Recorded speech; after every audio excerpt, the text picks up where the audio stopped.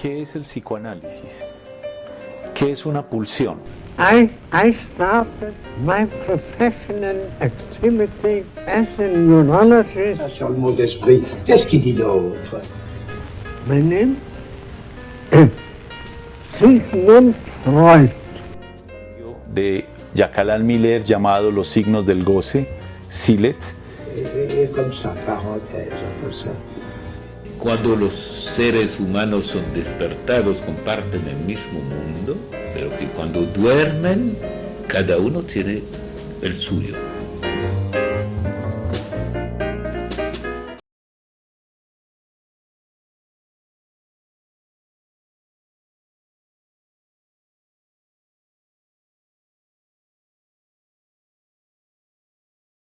Claro, es que Lacan pasa por el Fordá, por ese ejemplo freudiano, para darle contundencia a esto. Porque no son solamente los objetos de la realidad, son los objetos libidinalmente investidos, los que nombramos como presencias y ausencias. No es una pura teoría del conocimiento, sino en la medida en que esos objetos narcisistamente están ligados con el sujeto, libidinalmente están vinculados. Ese es, digamos, el mundo en el cual nos movemos. Ahora bien, en el seminario 3, en la lección que es la primera, Introducción a la cuestión de la psicosis, dice en el parágrafo 2 lo siguiente: porque se trata del discurso, del discurso impreso del alienado, que nosotros estamos en el orden simbólico y que es entonces manifiesto. Muy interesante, porque hasta ahora lo ha pensado casi que para todo sujeto. Varios sujetos que se ponen de acuerdo en nombrar, y eso comienza a existir. Pero ¿qué pasa cuando se trata del discurso del alienado? Y entonces ahí viene nominación y discurso del alienado.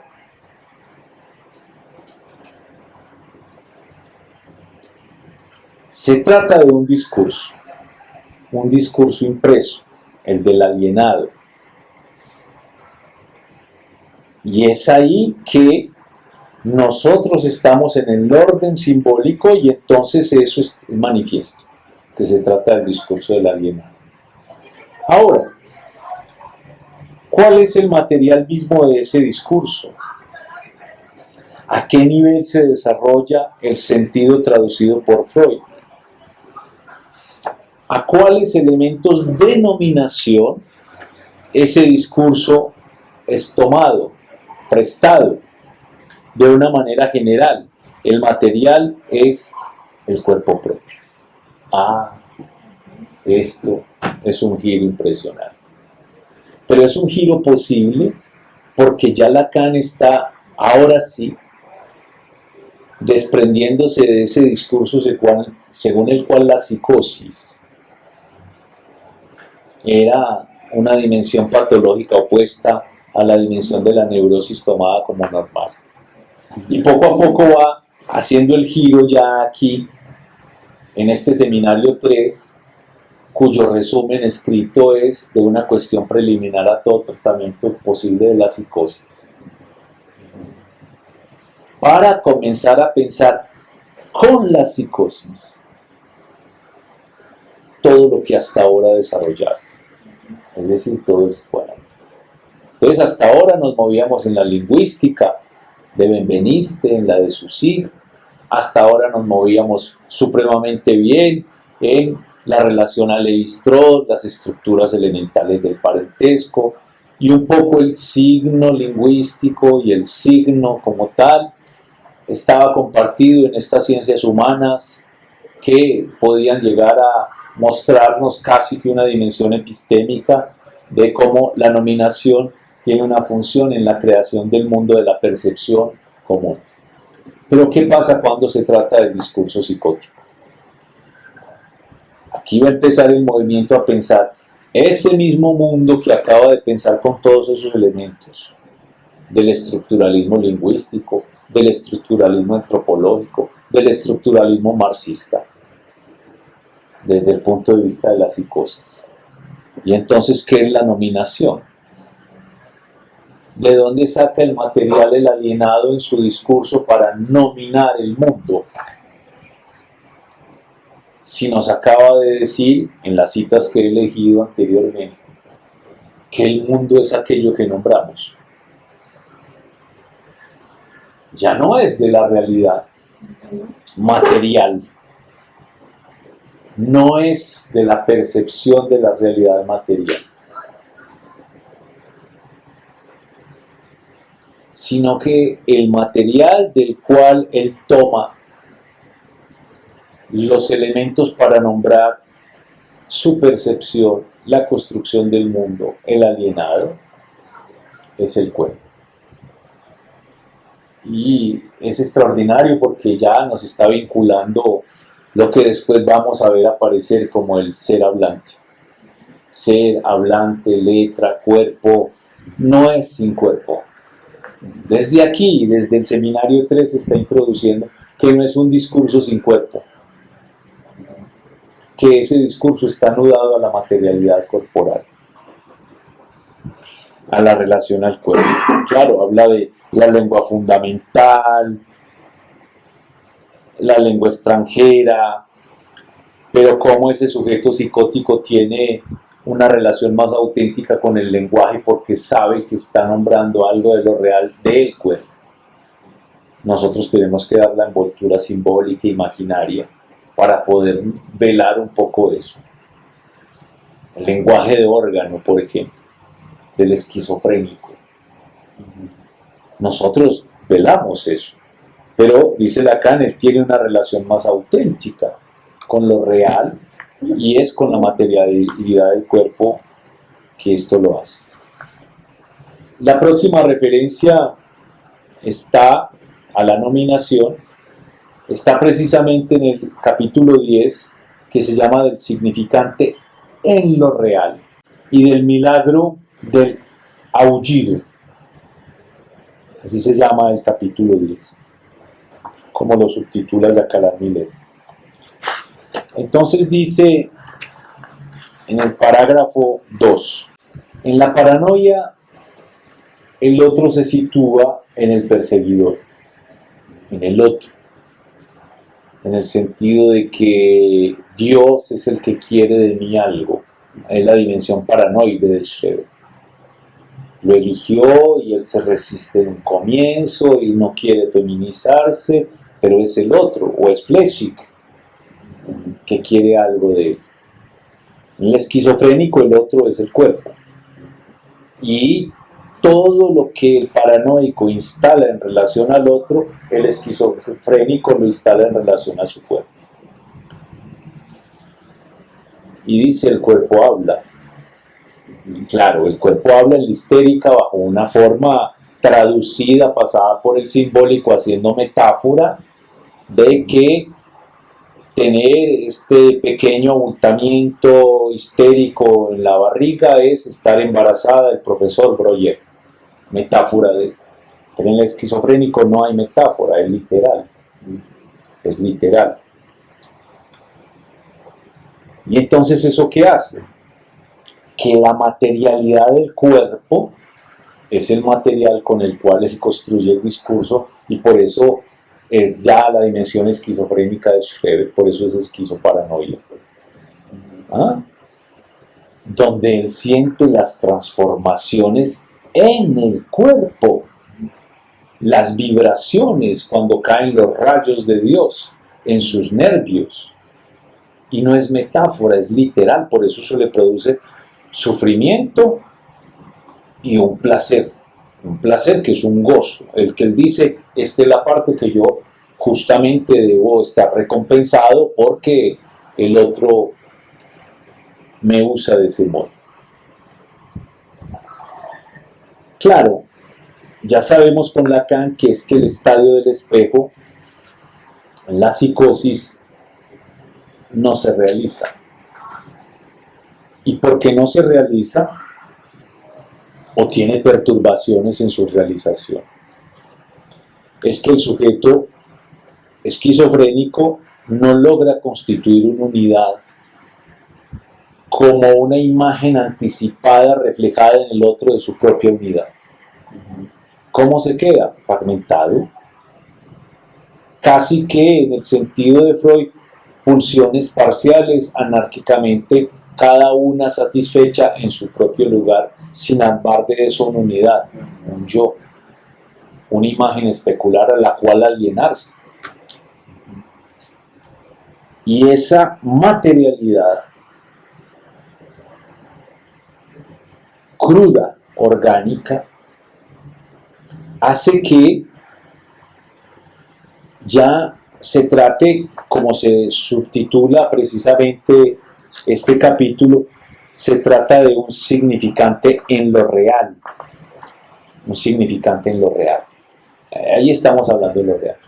Yo alguna vez tuve la oportunidad de tener en entrevistas a un sujeto esquizofrénico que me decía que su cuerpo hablaba con su propio cuerpo y que él oía a través de los ruidos que provocaban los distintos órganos cuando él se concentraba y los escuchaba, cómo el estómago decía algo y le contestaba el pulmón o le contestaba el colon, etc.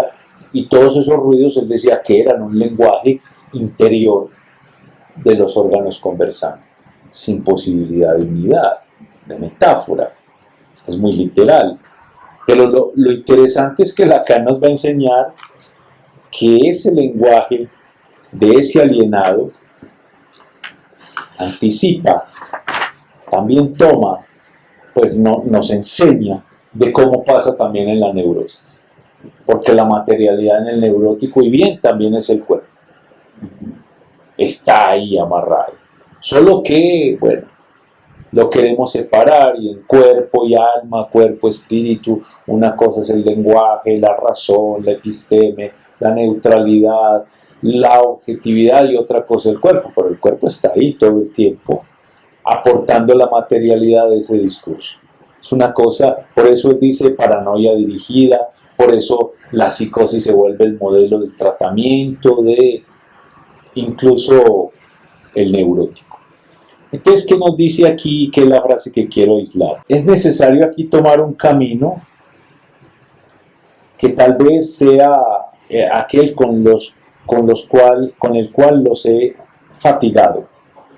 Está hablando en el parágrafo 2 y siempre está releyendo en este caso las memorias del presidente Schreber, recordándoles los fundamentos mismos del orden del discurso,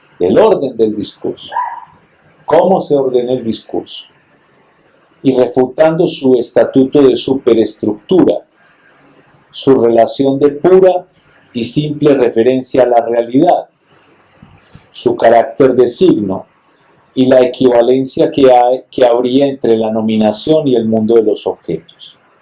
Ensayemos de retomar la cuestión a partir de la luz de una experiencia próxima, que es la experiencia de la alucinación verbal. Y da toda esa descripción clásica que él retoma de sus maestros de psiquiatría para pensar qué es la alucinación verbal, cómo hay ese momento de perplejidad, el momento de perplejidad ante, por ejemplo, una voz que le decía a esa paciente marrana. Cómo después de esa perplejidad el sujeto pasa a eso se refiere a mí, un asentimiento, un sentirse profundamente concernido por esa palabra, y cómo a partir de ahí arma o un delirio, vengo del charcutero, marrana, etcétera, y articular ese marrana con alguna cosa u otra, o un acto, un discurso, pero siempre es el cuerpo la sede de todo esto.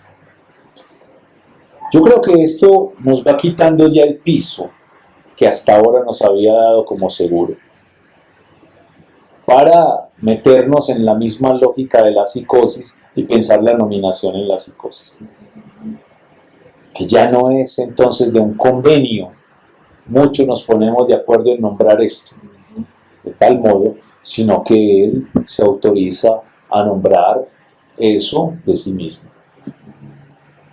Y se relaciona con la entidad que él nombra. Por eso es que nos sorprende, por eso es que nos enseña el psicótico, contándonos un punto de vista que no es el del sentido común, porque el sentido común es una forma común de nominación de los objetos sobre los cuales estamos de acuerdo de nombrarlos como tal. Por eso puede nombrar distinto el psicótico. Puede crear. La última referencia de este seminario 3 es nihilo, de la nada. La nada. ¿Qué es la diferencia, por ejemplo, con la sublimación? El sujeto que sublima no crea, sino que más que del orden de la creación, es del orden de una invención a partir de lo que hay.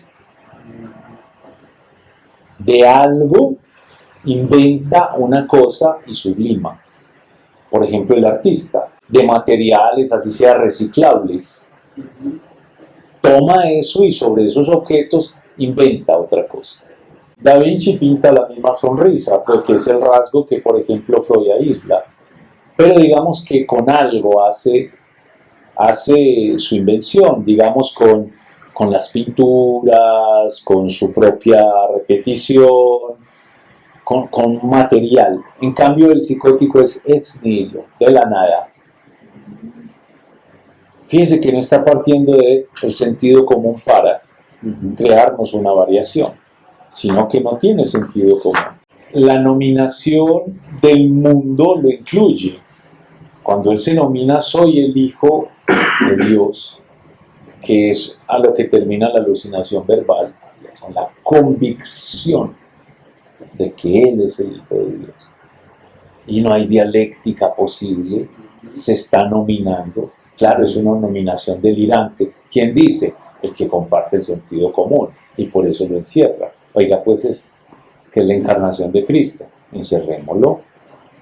Pero él está en un convencimiento que su mundo es así, y es así su mundo porque él lo está nominando simbólicamente así. Es el mismo funcionamiento, solo que ya no es compartido. Pero eso es muy interesante, claro, porque es una certeza, es la certeza, no es la suposición, porque todos los otros está buena esa oposición.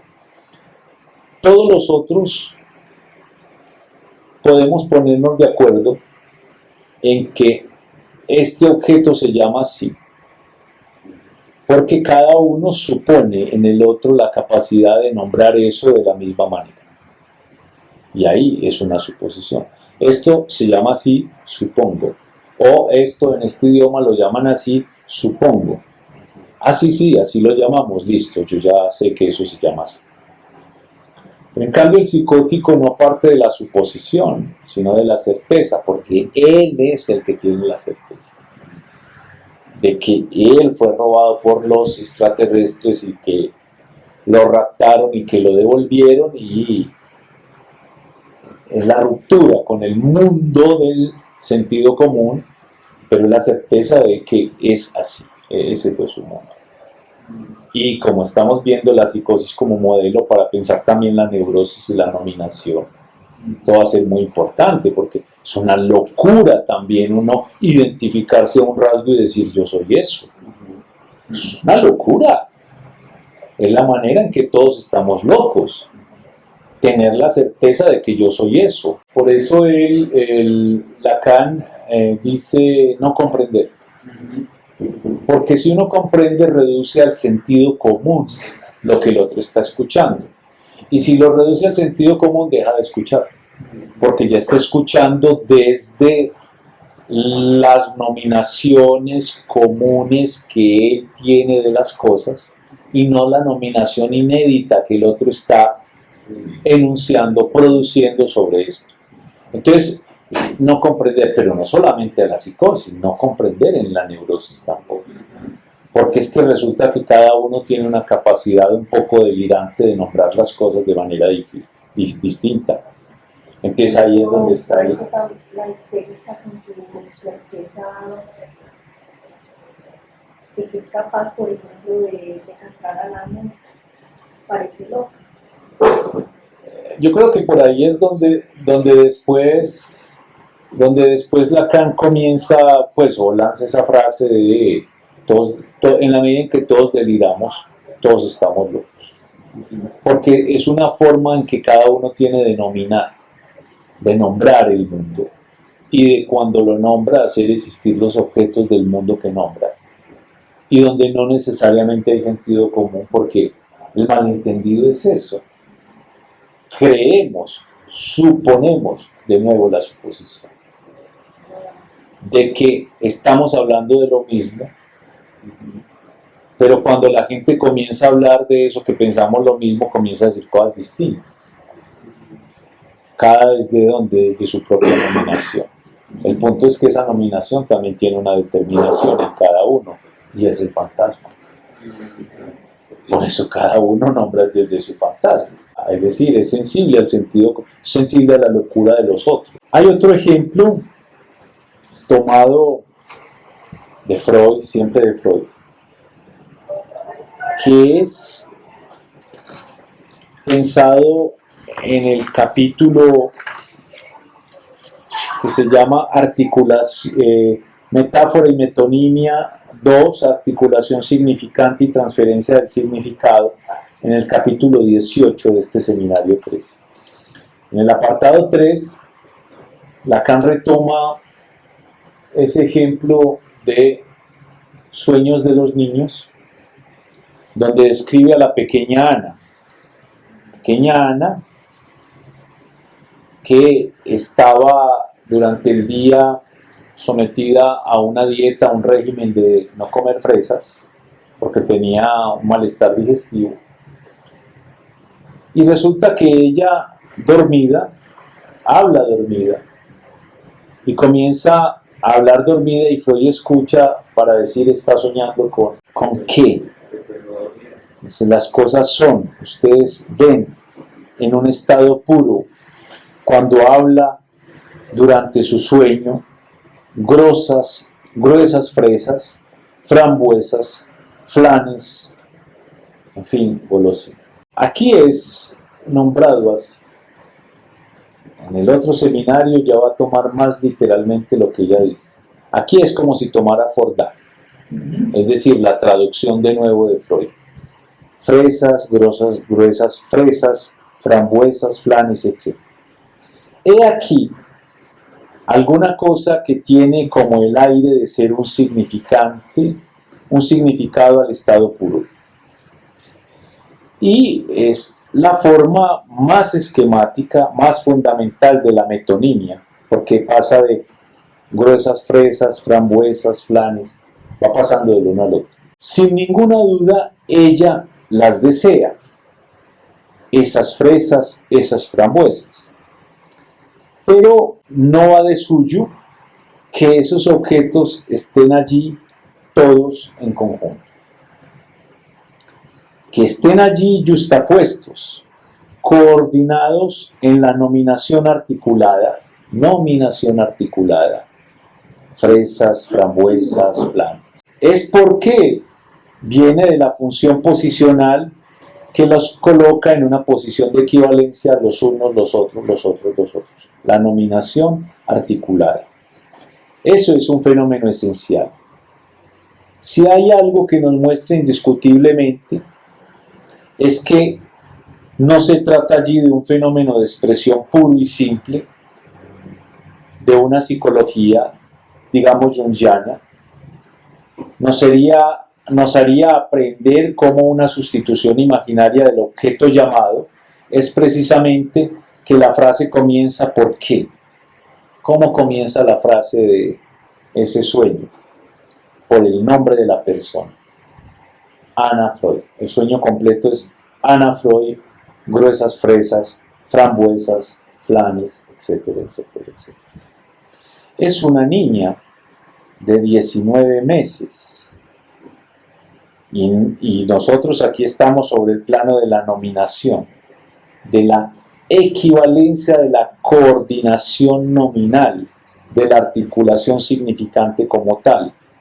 Es solamente al interior de ese cuadro que es posible la transferencia de la significación.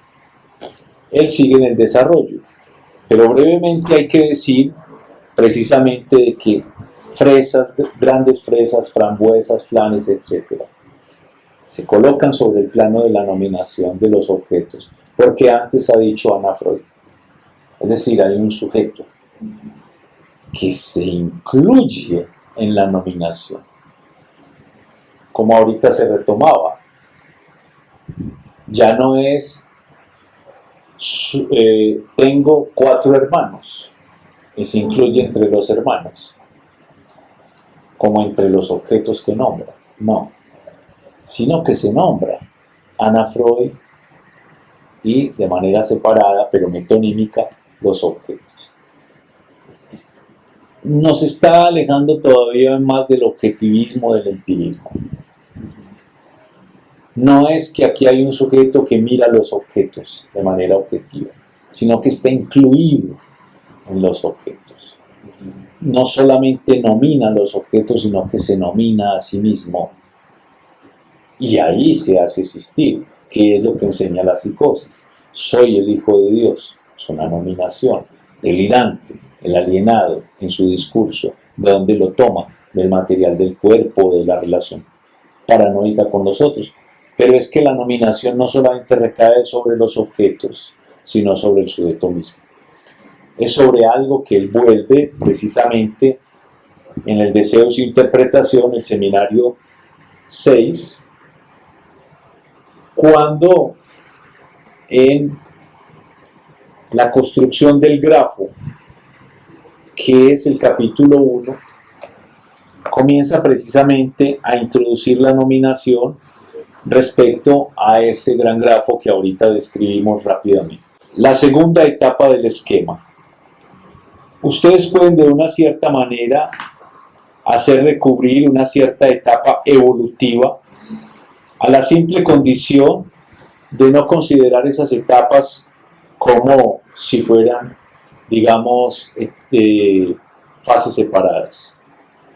Hay en la evolución de las cosas señaladas, pero no es al nivel de etapas del esquema que ustedes van a encontrarlas. Como en algún lugar Freud lo ha observado,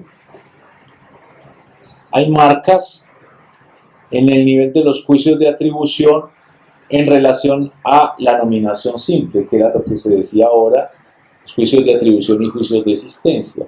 Esto es la lectura que Lacan ha hecho ya antes, con Jean Hippolyte, de ese pequeño texto sobre la denegación, que también tiene una dimensión epistemológica, donde seguramente se podría responder cómo nace en el sujeto el sentimiento del mundo.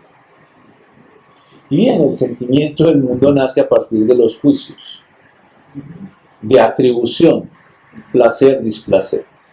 Primero de atribución. Esto me place. Si le place, hace parte de la realidad del sujeto. Yo, realidad del comienzo. Luego, yo, placer purificado. Todo lo bueno es mío, todo lo malo, exterior. Ya reconoció que hay un objeto exterior. Nació el sentimiento de que había una cosa altero, distinta de sí mismo, hétero, del yo, y fuente de displacer. Hasta que al final, dice Freud, el yo realidad del final se constituye a partir de que la realidad es reconocida, es decir, construida, nominada, como también donde existen objetos susceptibles de placer y displacer, como el yo mismo. Pero aquí la nominación es fundamental. Dice, la primera parte del esquema representa el nivel infans del discurso. Es tal vez innecesario que el niño esté allí para hablar, para que lo marque. Bueno, hace ese desarrollo. Y no obstante, todo eso lo va a articular precisamente al ejemplo de la pequeña Ana Freud en la lección que se llama El sueño de la pequeña Ana, la número 4, en el mismo sentido que venía, pero ahora ya lo cita en alemán y lo cita no como lo traduce Freud, sino como lo nombra la niña, que era en unos neologismos, pudiéramos decir, porque no era la fonación correcta de grandes fresas, frambuesas, o incluso su nombre, Anna Freud, sino que decía algo así como Anna Freud, no decía fresas, sino como besas, frambuesas, sino como así, en esa especie de, llamémoslo así, laleo. No un laleo, sino ya esa pronunciación aproximada que tienen los niños a las cosas, cuando van aprendiendo a hablar, cuando se están apropiando de los significantes del otro, pero que no hacen una articulación significante correcta, sino aproximada. Entonces, en vez de decir colibrí, pueden decir colifrí. Colifrí. Suena lindo, pero ya cuando el adulto aprende la gramática normativa, ya no crea más así. U otras nominaciones que tienen los niños a esas cosas. Bueno, de la misma manera que el nieto no decía Fordá, sino O-A. La pequeña Ana no decía fresas, sino besas. Y eso nos sirve porque es la anticipación de lo que después va a ser la lengua. La lengua en una sola palabra, donde hay una contracción entre el artículo y el sujeto. Las imágenes del sueño, hemos tenido la ocasión de decirlo, encuentran en esas palabras asfixia simbólica. Si puedo tomar aquí un término de la teoría de los nombres complejos, donde nosotros vemos de alguna manera el significante presentarse en un estado de folículo, es decir, en una serie de nominaciones. Esas nominaciones constituyen una secuencia cuya elección de los elementos no es indiferente. En efecto, como Freud nos lo dice, se trata precisamente de todo lo que fue prohibido. Prohibido en francés es interdit, pero Lacan lo separa. Interdit, antes dicho. O prohibido, o dicho prohibido. De todo lo que la demanda, de lo cual se le ha dicho no. No puedes tomar eso. Ese común denominador, ¿de qué? De las fresas, de las frambuesas, de los flanes. Ese común denominador es la prohibición. Introduce una unidad en la diversidad de los términos sin que se pueda impedir el observar que inversamente esa diversidad refuerza esa unidad e incluso la designa. O sea, se va a encontrar en el análisis que hay una unidad en esa aparente heterogeneidad de objetos separados.